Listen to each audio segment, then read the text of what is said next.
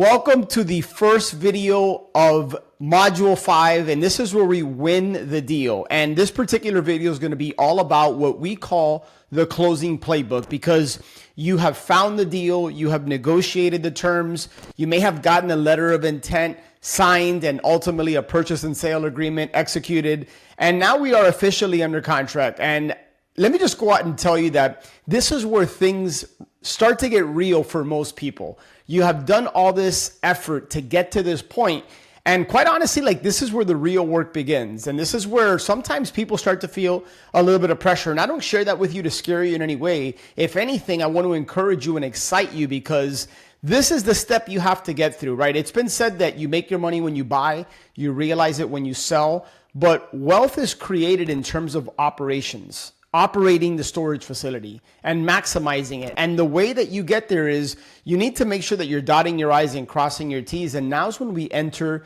the due diligence phase. Okay, so in this video, I'm going to give you our exact closing playbook, which is a clear roadmap. It's going to take you from you being under contract to now keys in hand. You are officially a self-storage owner operator. Again, it's going to give you confidence and clarity, which I think is a theme that we've been talking about here in Cash Flow Maps, and something we definitely talk about in our Storage Wins community. And by the way, to make this even easier and more powerful for you, I'm going to give you two extremely valuable resources that you can download. It'll be somewhere on here. Number one, it's everything that you need to do before, during, and after closing. So this is your checklist.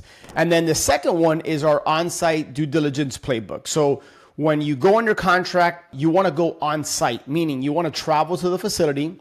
And usually you're going to spend 2 to 3 days there, I would say, on average, depending on the size of the facility and what's involved. But typically speaking, you'll spend 2 to 3 days.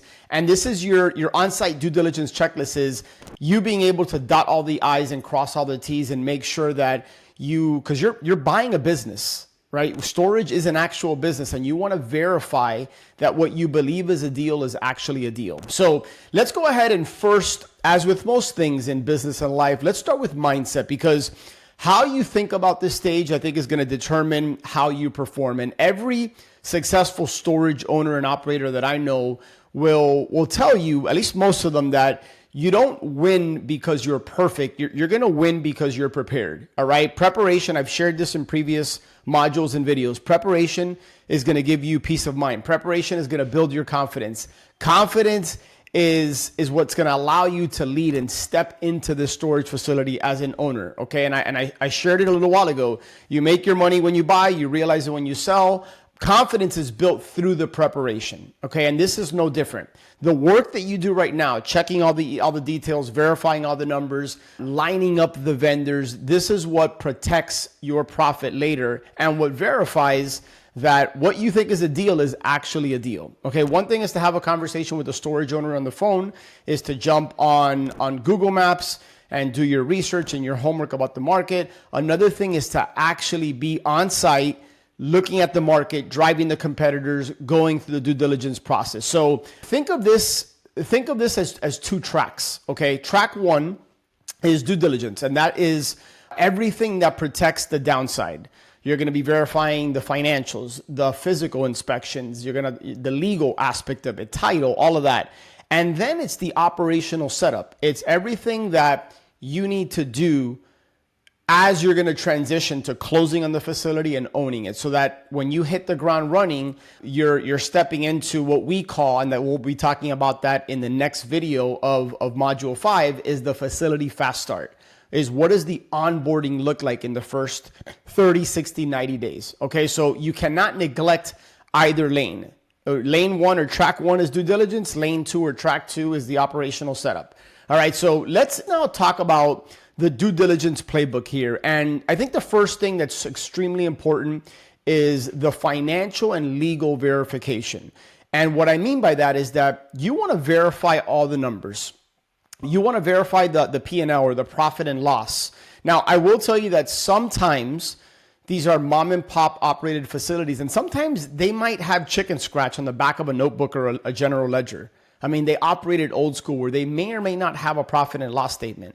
And that's where we like to get the last 2 or 3 years tax returns. Sometimes we get bank statements because we want to verify that the income they're claiming actually matches bank statements and actual deposits. We don't just rely on screenshots where we want to get our hands on bank records. We want to get our hands on tax returns, the profit and loss statement, the balance sheet, historical occupancy, management summary reports, like all these reports, we're going to be verifying all these things. And again, they may or may not have it, but I think one of the things that I like to do when I'm negotiating with a seller is I like to include all of this in the purchase and sale agreement. And I always make it a stipulation that my due diligence period doesn't begin until I have received everything I'm requesting. All right. Like I mentioned, we're going to confirm the taxes. We're going to verify their insurance, even though we're going to be getting our own insurance. And we want to find out insurance if they have a loss run rate, if there's been any claims, if there's been any damages, things like that. When it comes to the profit and loss statement, I like to review 24 to 36 months if possible. I mentioned the occupancy reports, management reports. One quick mention on occupancy reports. Sometimes storage facilities are seasonal, meaning they get an influx of their customers, maybe because they're by a college or a university. And you need to account for that. So that's why I always like to look at the P&L, but I also look at the last 12 months, what's called the trailing 12. So if let's say I'm buying a facility in October, I'm looking at October from last year through now. That's the trailing 12. But I'm also looking at the reports on a year over year basis. All right. So super, super important. I always work with a title company in that state, a reputable title company, ideally that has closed and understands the storage business. We always order title insurance. Make sure, do not skip this step, get title insurance. Make sure you're protected there. Oftentimes, if you're working with a bank and you're getting bank financing, they may require a phase 1 environmental. Phase 1 environmental is where they're checking the dirt. They're checking, was there a gas station nearby? Are there grounds? Like they're just checking the environmentals of the real estate. That's very important. I do know people that sometimes when they're not working with a bank, they opt not to get a phase 1. I tend to want to make sure I'm dotting I's and crossing T's. So I usually get a phase 1 done. You're confirming zoning. If there's flooding in the area, you want to make sure that you're aware of that and that it's accounted for in your insurance and that you're getting the proper insurance. In the purchase agreement, I always like to include that if there's a website, that domain comes along with the sale. The phone number comes with the sale. So anything like that, you want to make sure that that's in the purchase and sale agreement. I always like to make sure that I get a certified rent roll so that you can confirm exactly what's there and what they're claiming is the reality. I know people that have forgotten to do this. And once they close and they didn't get the phone number or the website or they didn't get certain things, like good luck trying to get that after the fact. So don't make that mistake. That's one of the things our Storage Wins community members, they follow these same resources that I'm giving you, extremely valuable, and that helps protect you. All right. So number 2 is this is where you're doing your physical due diligence. It's what we call our on-site due diligence playbook. Okay. And this is where you actually go and you visit the facility and you are part inspector, part investor. Now, one of the things that I think is really, really important is the preparation prior to you traveling and going to do your on-site due diligence. As an aside, I don't recommend that you ever go travel to a facility that you don't have under contract. So 95% of the time, I'm only going to the facility if in fact I control it with a contract.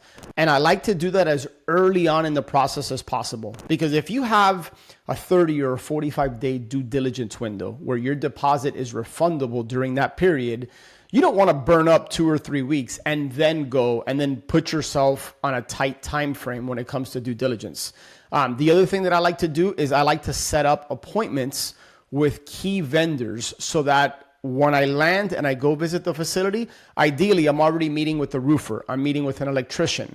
I'm meeting with a handyman or people that I'm interviewing as a potential boots on the ground team member. Okay, so when I meet a general contractor, potentially depending on how much work the facility may need, I'm looking at, do they have cameras? And if they don't have cameras, I've already had a conversation with my camera security specialist. Sometimes they can map out like what is needed virtually and on Zoom. And other times you might be meeting with them on site. But I think the biggest ones are meeting with a roofer. I always like to line up 2 or 3 different roofers I want to make sure I'm getting multiple opinions. What's the life of the roof? Are there any leaks? Are there any damages? Do any repairs have to be made? If the owner didn't disclose that, maybe because they weren't aware or otherwise, you may need to renegotiate depending on the complexity of the issue with the roof. But the roof is a big line item, so I always like to meet with 2 or 3 licensed roofers. They bring their ladder, they get on the roofs, they take pictures for me, because one thing is telling an owner, another thing is actually showing them. So get photos, get repair estimates, really important. I like to have an electrician go out there, check for any type of code violations, outdated wiring. Is there any potential liability with how electrical is done there? Handymen / boots on the ground. I walk the facility with them. Is there any deferred maintenance? How do any hasp or springs need to be replaced? Okay. Sometimes when there's vacant units, I like to open the door and make sure I can easily open it. You don't want a door where you have to be like the Hulk in order to open it, because if so, then you might need to replace the springs or the actual door. It just depends. Check for drainage, right? Was it designed and built where the pavement or if it's gravel, whatever the case might be, is it slanted and sloped? How's the drainage? Ask customers if you get a chance to talk to them, or ask local businesses in the area. Hey, when it rains here, is there a flooding issue on site? Check to see for water stains, water puddles. One thing that is extremely important is take comprehensive pictures and videos of the facility. The good, the bad, and the ugly. You want it all. Because when you leave and you travel back home, oftentimes you're gonna refer to those pictures and videos. Sometimes when you're working with lenders, bankers, potential equity partners, private lenders, they're gonna want to see the facility. Okay, so make sure that when you're there, you get comprehensive pictures. Sometimes I even spend $200 to $400 to have a professional photographer go out there and take drone video, quality pictures of the facility, especially if the facility looks good and it doesn't need a lot of work. Those might be pictures I use on my website and my Google My Business listing, in my marketing. So that's extremely important. If the facility has a lot of deferred maintenance and needs a lot of what we call CapEx, capital expenditures, you might want to get a general contractor out there. One of the questions I always like to ask is, hey, if you were to buy this facility, like what were some of the things that you see here that would need to be addressed immediately? Now, it's very important that you understand this is not your dream home that you're moving into. It's a storage facility, so do not over improve it. Oftentimes I see first-time storage owner-operators putting money into a facility, but they're not going to see that money back in revenue. As an example, like painting a door is not going to be the difference between you renting that unit or not renting that unit. Now, you want the facility to be nice and clean, of course, but I don't want you over-improving. If it doesn't have a gate, an automated gate, and you're going to put a gate there, get a quote for that. Understand everything that you're going to need to put into it before you buy the facility, so that you can account for that in the deal structure, the money that you potentially raise, the money that you might need for the facility. So it's super, super important that before you even step on a flight or hop in a car to go out there, that you're lining up appointments with the vendors. Okay, your goal is to have clarity, have reports, pictures, videos, bids, estimates. That's super, super important. All right. And if something feels expensive, get a second opinion. That's why when it comes to roofers, I don't just rely on one. When I bought my 3rd facility, I met with 4 roofers because I had some questions. And it's interesting because I got bids from as low as $2,700, $2,800 just to do some repair work, all the way up to like $20,000+ when they're recommending, hey, you might need to replace this or that. So you want multiple opinions and multiple reports, and then I usually eliminate the outliers. I will share with you, here are some common oversights, I would say. You want to make sure that the leases are assignable. You want to confirm the utilities, all the contact information for the different utilities. You want to make sure that at least a week or 2 before closing, like you understand the process to transfer over the phone, utilities, all that kind of stuff. Like that's not the type of stuff that you want to do after closing. You want to have those things dialed in and those loose ends covered before you buy the facility. Make sure that If you have software, and we'll talk about this here in the operational setup, but if the seller has a particular management software that they use, make sure that you get them to provide you all those reports, because once they lose access to that software, good luck trying to get that historical data. All right. And that's really, really important, because in the future, if you go to sell the facility or you want to refinance the facility, they're probably going to ask you about that historical data, and you want to make sure that you have it if possible. All right. So look, when it comes to all this, like you can be comprehensive and dot every I and cross every T. Understand that you might not absolutely capture everything, but you want to prepare in advance. And this is where those resources, those checklists and those playbooks that we've provided to you are going to be extremely, extremely useful and valuable for you. All right. Now let's move on to the second track, or the second lane, and that's the operational setup. All right. This is where the second resource, the things that you have to do before, during, and after closing checklist come into play. And I created this inside of our Storage Wins community for my coaching members. And it's been refined through the deals that I've done, the deals that our Storage Wins ambassadors have done, members have done. And so here's a 30,000 foot view. Here's a high level flow. All right. So after the contract is signed, all right, these are just some of the things, and this is pretty comprehensive, but for the sake of time, I don't want this to be a 3-hour video, right? We go into real depth on each and every single one of these things inside of our Storage Wins community. But just with what I'm sharing with you here and the checklist and the resources, you literally have everything you need, all right? I like to find out the lien laws for that particular state. Every state has its own lien laws, and understanding that if a customer doesn't pay, what is the process that you have to go through to auction off the contents of the unit. And you want to make sure that you're abiding by the law, you're doing it the right way. Okay, so you might want to consult with the state association, the storage association in that particular state. I always like to run this by an attorney. I'm not an attorney, so I can't give you any legal or financial advice. So you want to make sure that you consult with the pros. But confirm if the storage facility, if it's subject to sales tax in that state. Some states have sales tax, some don't. You want to figure out, hey, are you going to keep that domain, or do you need to go on GoDaddy or one of these sites to buy your own domain? Are you going to just take over their website if they have one, or are you going to use your own? If you're getting SBA financing, you want to make sure that you're working on your business plan. They're absolutely going to ask you for a business plan. Even if you're getting bank financing, I think it would be really wise to have a business plan where you shore up, you show them the current, you show them your projections, how you're going to get there, how you're accounting for any potential risk. They want to see your marketing plan. How do you plan to fill up the units if you have a lot of vacancy?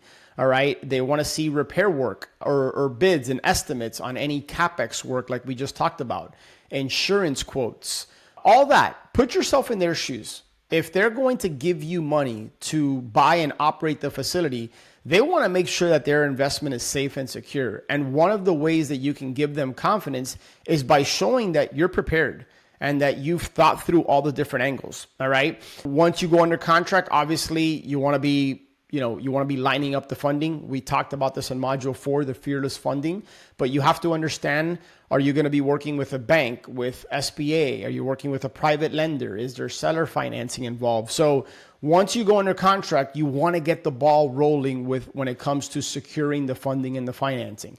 And refer back to module 4, fearless funding module, if you have any questions about that. I think that's pretty much just big picture, 30,000 foot view. Now, here's what I would say when it comes to when you're about 3 to 4 weeks out from closing. In other words, you're going to be closing in about a month. I like to make sure once that you have an LLC or an entity created in the state in which you're going to be owning and operating the facility. That's what I do. This is an experience share, but consult with your attorney, consult with the pros. You're going to want to make sure that you get a bank account open. This is going to be for your operating account. Usually I like to have at least 2 accounts for the entity created. I have my operations account, and then I always have I typically have an account for a profit, and then I have an account for taxes. I like to follow the profit first model and formula. You want to make sure that you're getting professional photos taken for marketing and for your Google My Business and your website and all that. If you're going to take over their domain, make sure that that's something that's going to be done at least 3 or 4 days before the closing. If not, some owners may or may, have pushback when it comes to that, but it might take 24 to 48 hours to get certain things transferred over, especially when it comes to phone numbers, utilities, domains, things of that nature. So you want to reach out to these providers like the utility company, the phone company, find out what the process is so that the day before closing, you're not scrambling to figure all this stuff out. This is super important. Your storage management software. And that could be like Easy Storage Solutions, which is a pretty common one, ESS. I use Storage, which is through the company Storable. Sometimes, depending on their backlog, you might need to get working on this 4 to 6 weeks prior to closing. And you want to make sure that you're getting your management software set up with your welcome letter, with your lease agreements, with all the different things, late fee letters, like all that type of stuff. They can work with you to get that stuff set up. This is one of the things that we talk about in our Storage Wins community, and we give support and guidance to our members about, but that's really, really important. If you're going to use a service like Sparefoot, right, which is an aggregator to be able, you can list your facility and then they get so much traffic that you pay them so that they can get customers into your units. You want to set up a Sparefoot account. If you're going to do any type of pay-per-click marketing like Google Ads, you want to get the ball rolling there. We talked about drafting your welcome letter, ownership, all the communication templates.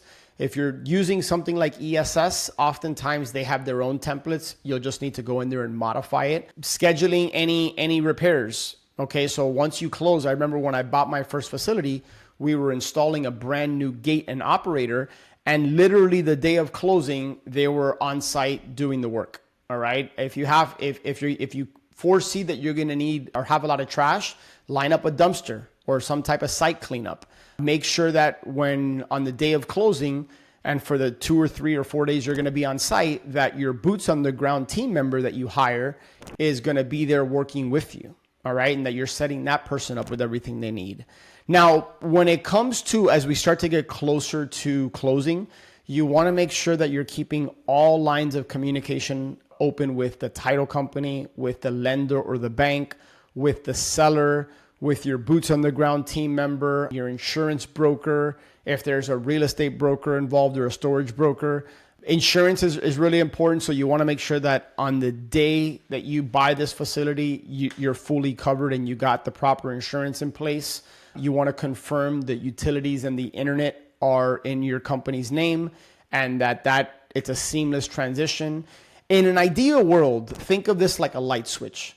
You close and boom, you flip on that light switch and everything is rolling.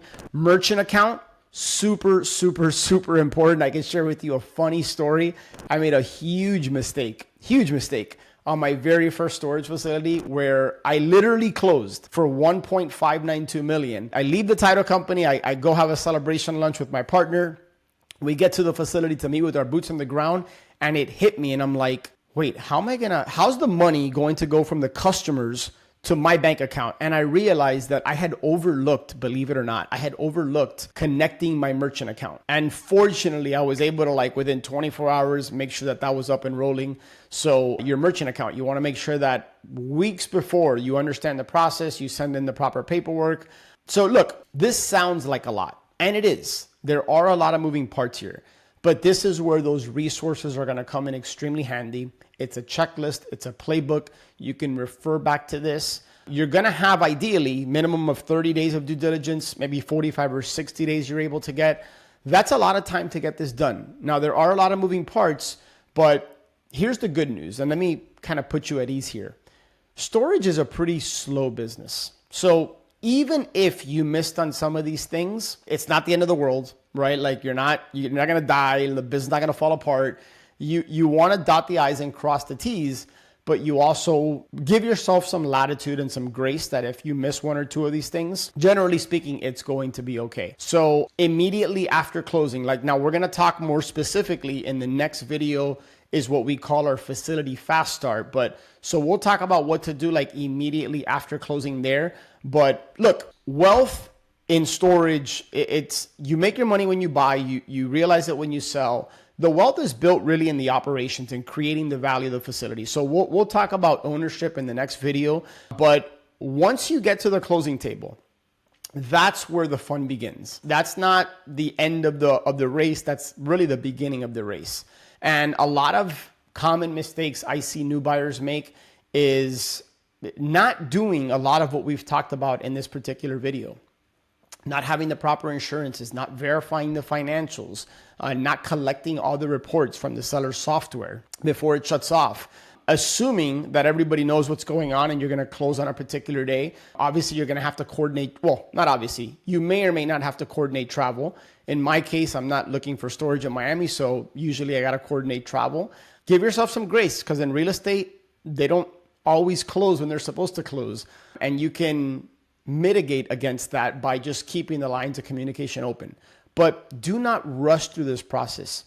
Be patient, be thorough, stay super organized. Okay, I like to set up a Google Drive folder or a Dropbox folder, and I have everything there, because once you go under contract, your closing playbook, everything we've talked about here, this is what gives you clarity and confidence to proceed, pull the trigger, and actually buy the facility. And if you see something that wasn't disclosed or is a big line item, you may need to go back and renegotiate or retrade. Now, I don't do that just to get a better deal for myself. I only do it if it's something really material that wasn't accounted for. But these resources and what I've shared in this closing playbook video, use this as your step-by-step guide. All right. Adapt them to your system. Maybe you want to tweak and shift a few things. Keep everything super documented and dated. You know, you might want to use this to piggyback on your own playbook and checklist. But every single operator I know that has experienced success, they don't just like wing it and buy storage. Right? Like they know what they're buying going in, and they have a plan. They build systems. Like they understand how they're going to operate it moving forward. All right. And we'll talk about that in the next video. But your preparation now is going to determine your peace of mind later, 100%. So look, download those resources, review them, maybe tweak, build out your own if you'd like, and have the different timelines so that you know what has to happen. Understand key important dates and deadlines. Like, when does your earnest money deposit go hard? Going hard means that it's non-refundable. Is that on the 30th day of due diligence ending? Is that on the 45th day, 40? Like, know those dates so that you're not caught off guard. All right. And communicate that to your team and those people involved. And look, once you do your first one, you're going to feel more confident in the second, the third, the fourth, etc. And when you master this process, you're not going to just close deals. You're going to open the door to real freedom. Okay. So that's what I got for you on this video. Like, great work getting to this point. If you've gotten to this point, clearly you are committed. Just execute. It's not just about consuming this content and information. It's about executing it. All right. Massive imperfect action. Don't let fear hold you back. On the next one, we're going to dive into the fast facility start, right? And go through that whole process. So let's keep stacking these wins. That's what we call our coaching community storage wins. And this cash flow maps is your system within that process. So take massive imperfect action, download those resources, save them, and I will see you on the next one.